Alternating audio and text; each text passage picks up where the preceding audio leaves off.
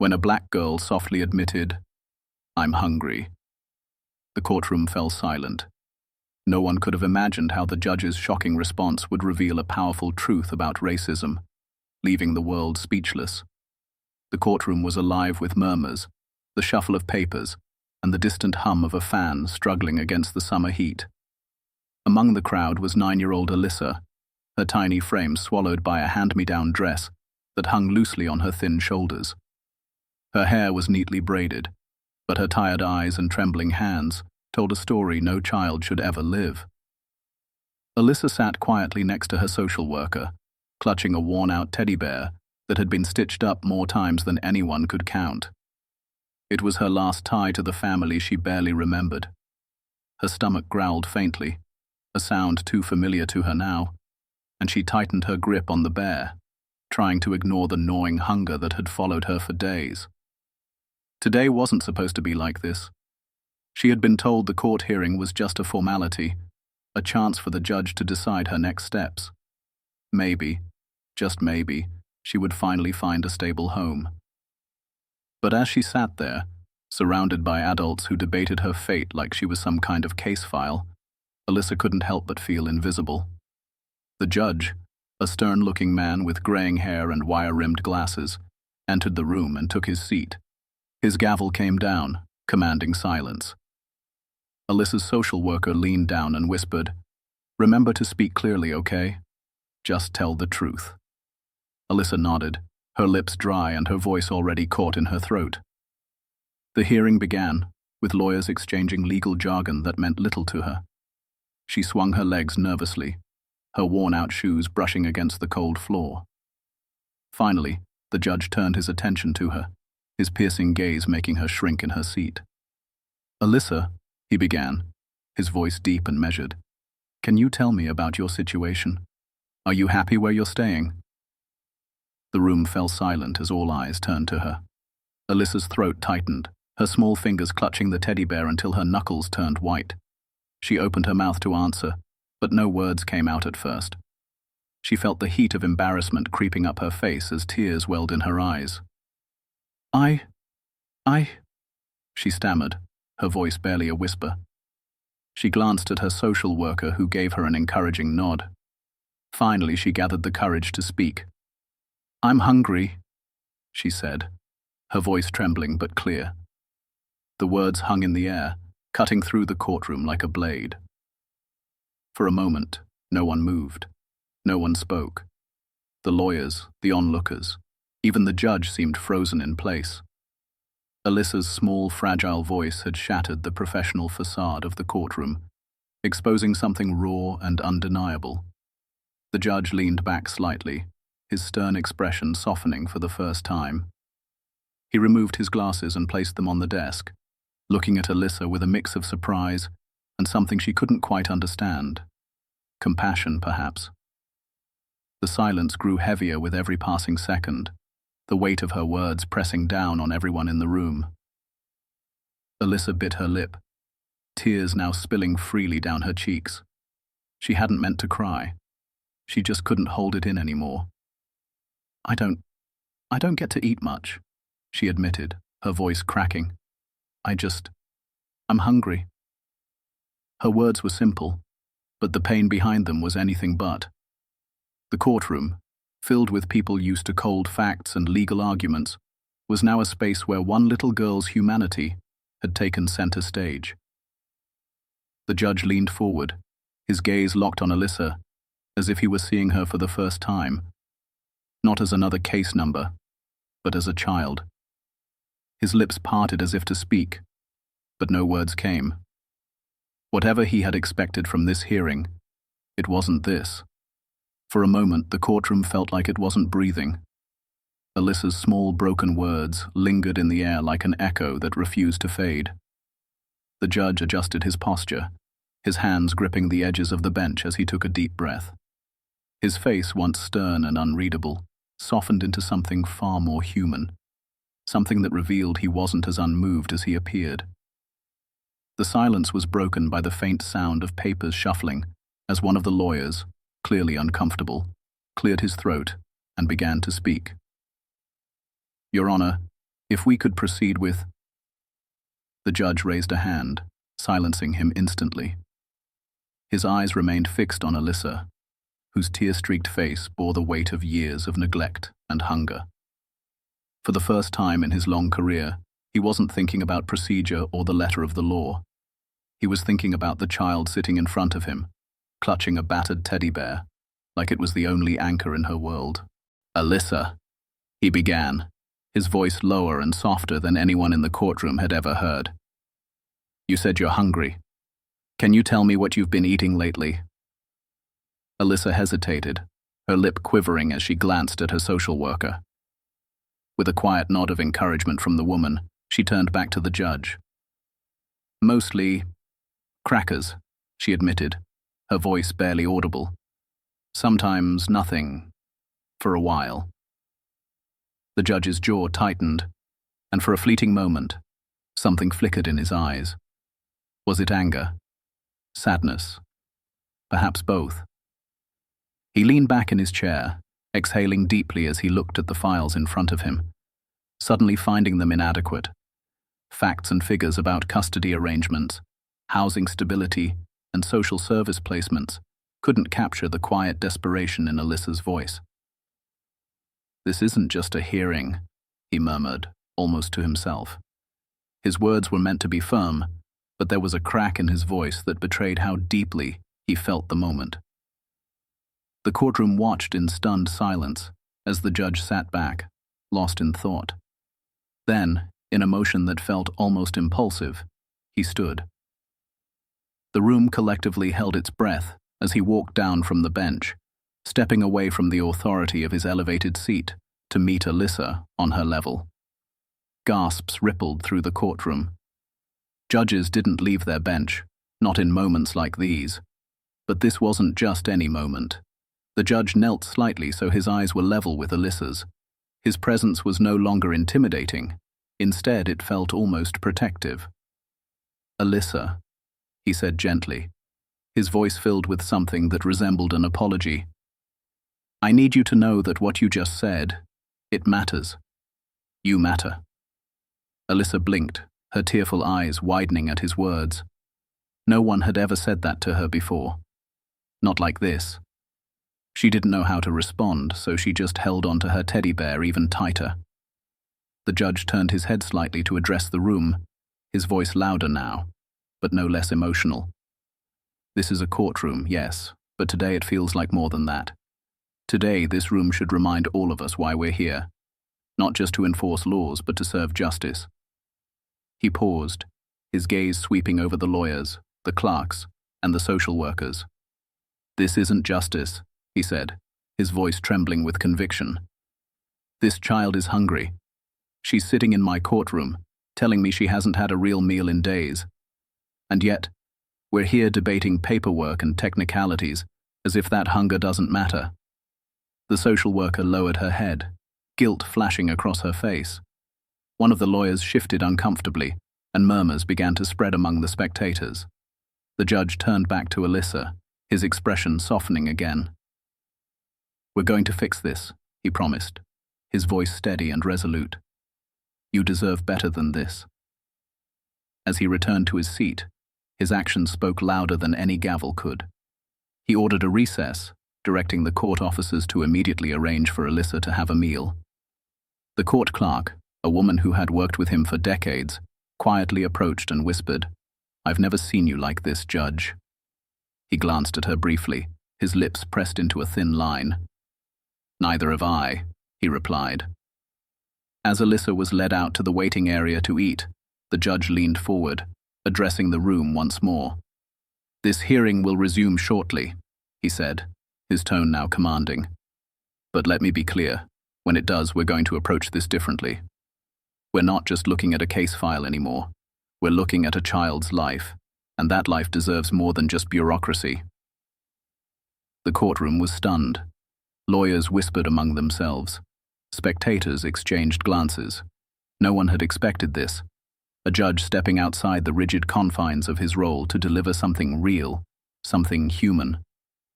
But for Alyssa, sitting in a quiet corner with a warm meal in front of her for the first time in days, The moment felt simple.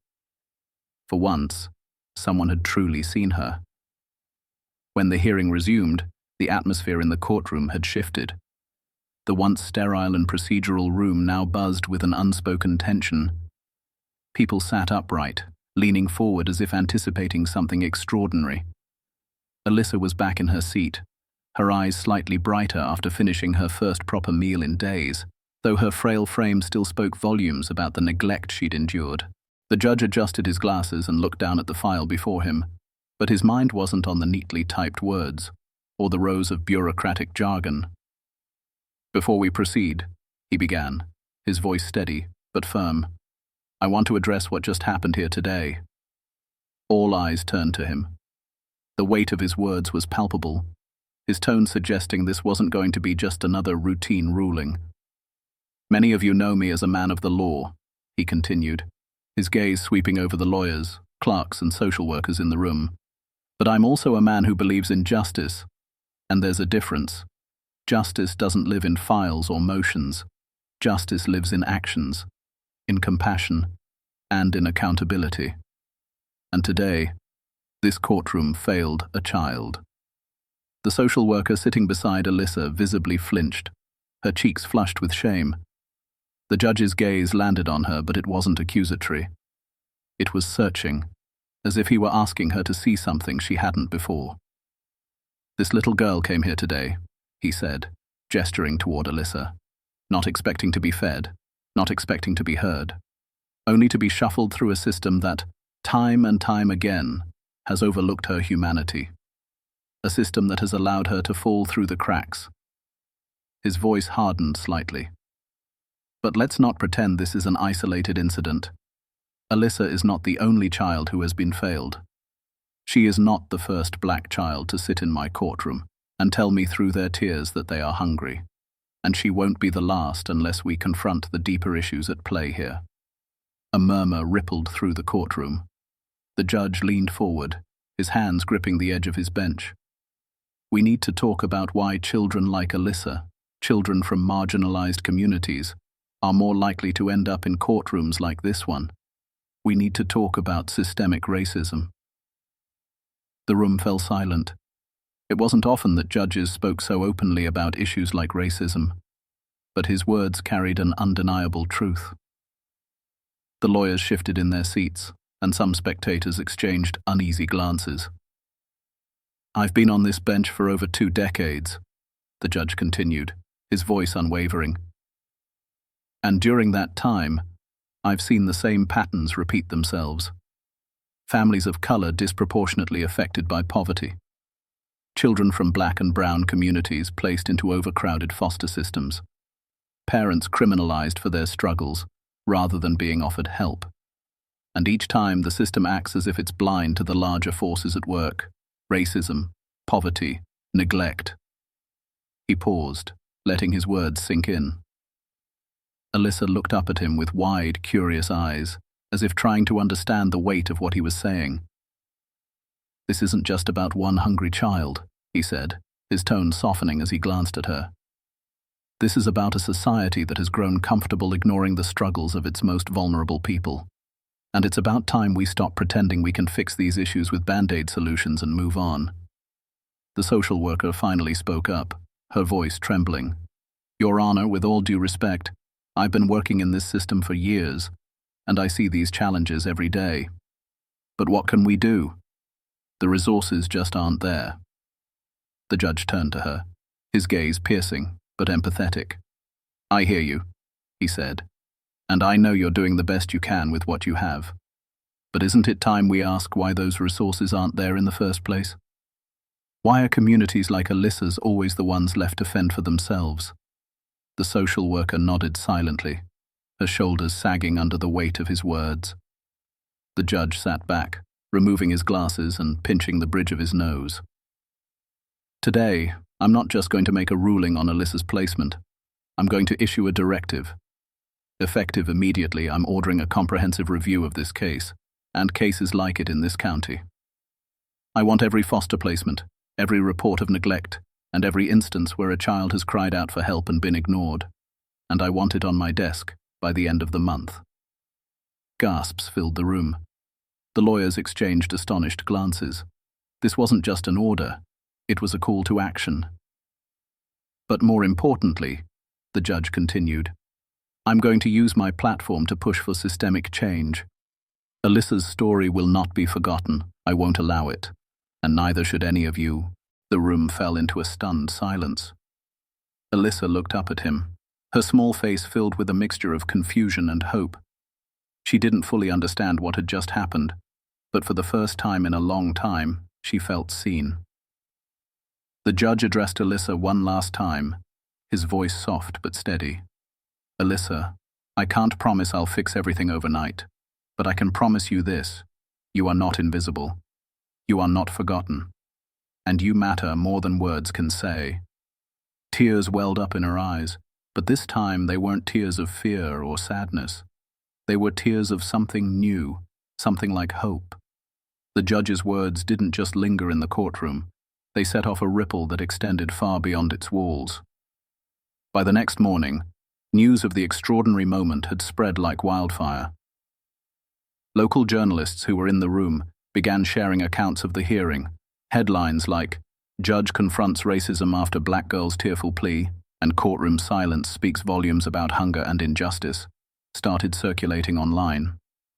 The story caught fire on social media, where hashtags like #JusticeForAlyssa and #HungerIsNotJustice began trending. People from all walks of life weighed in, activists, educators, foster parents, and even politicians. They called out systemic failures that had left children like Alyssa vulnerable and overlooked. But for Alyssa, the sudden attention meant little. She sat quietly in a temporary foster home that evening, her teddy bear clutched tightly against her chest. The foster family had been kind, offering her food, a warm bed, and a safe place to sleep. But she couldn't shake the feeling that it was all temporary. She had spent too long drifting from house to house, always wondering when the kindness would run out. Across town, the judge sat in his quiet office, lit only by a dim desk lamp. His desk was covered in stacks of papers, files on similar cases that had been buried in the system, ignored until now. He flipped through the documents, each one more heartbreaking than the last.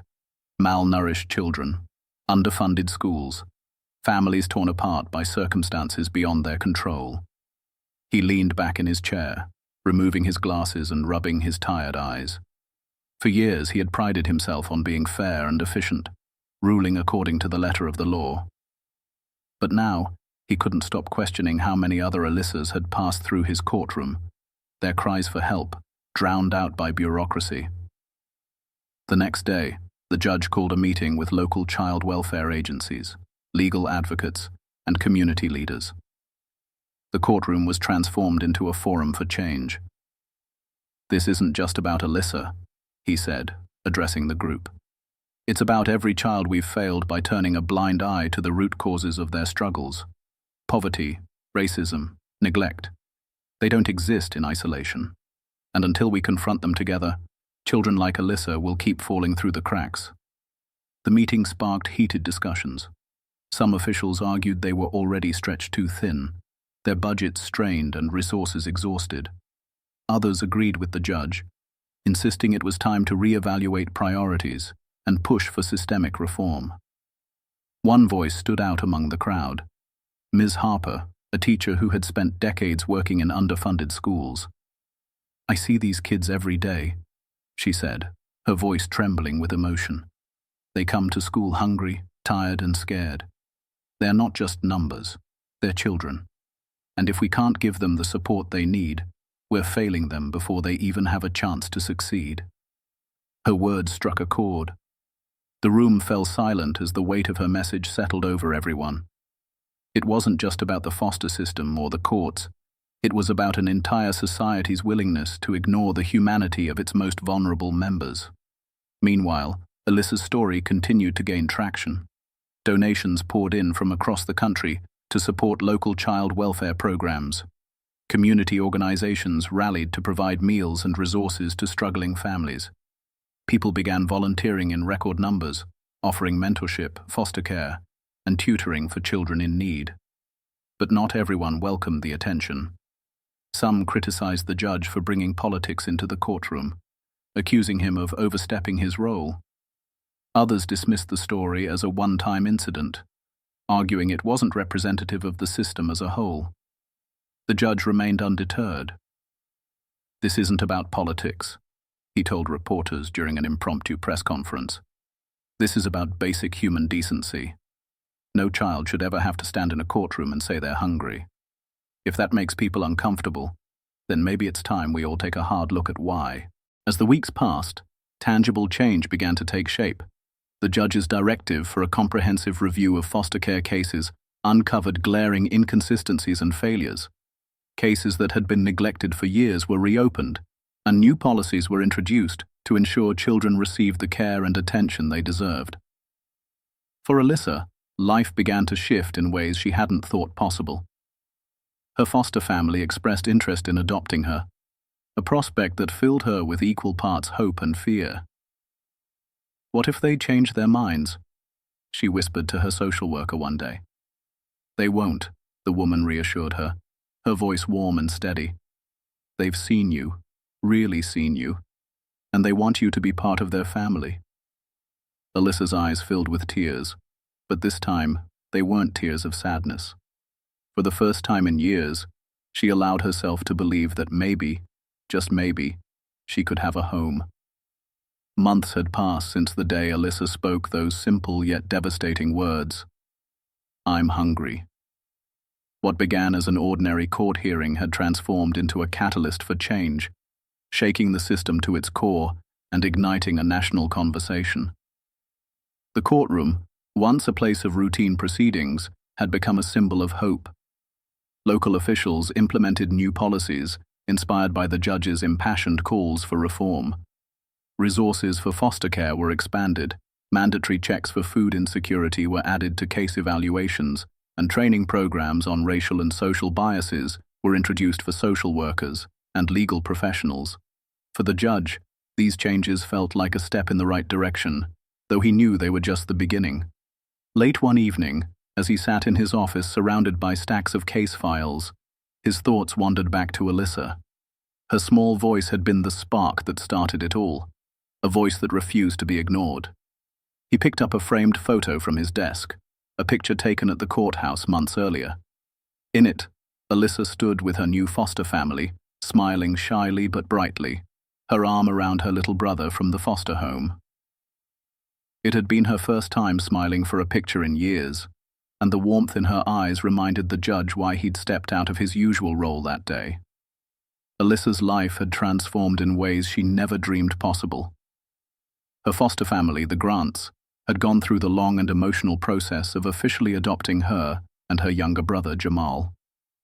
They weren't wealthy by any means, but they were rich in something Alyssa had never experienced before: unconditional love.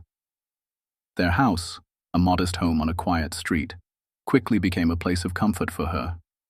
The scent of fresh-baked cookies often filled the kitchen, and laughter echoed through the hallways. Alyssa started calling Mrs. Grant Mom without even realizing it one day. When she realized what she'd said, her face flushed with embarrassment, but Mrs. Grant pulled her into a hug so warm it felt like the safest place in the world. "You can call me that any time you want," Mrs. Grant whispered. "You're home now, Alyssa. You're part of our family." Slowly but surely, Alyssa began to let go of the fear and uncertainty that had defined her young life. At school, her grades improved, and her teachers noticed how her confidence grew. One day, during a creative writing assignment, she wrote a story titled "The Day I Found My Voice." The story wasn't about legal arguments or court hearings. It was about a teddy bear, a meal, and a promise made by a stranger in a black robe who saw her when no one else did. On a quiet Friday evening, the judge stood at the window of his home, gazing out at the fading light. His wife, who had been his sounding board throughout the ordeal, brought him a cup of tea and joined him by the window. "You've been quieter than usual," she said softly, her hand resting on his shoulder. "What's on your mind?" He took a sip of the tea, his eyes distant. "Do you ever wonder how much of a difference one moment can make?" he asked. She smiled gently. Every day. And if you're thinking about Alyssa, I think you already know the answer to that. The judge nodded, his lips curving into a faint smile. It's strange, he said. I've spent my career trying to follow the rules, to stay impartial, to keep emotion out of the courtroom. But that day, everything changed.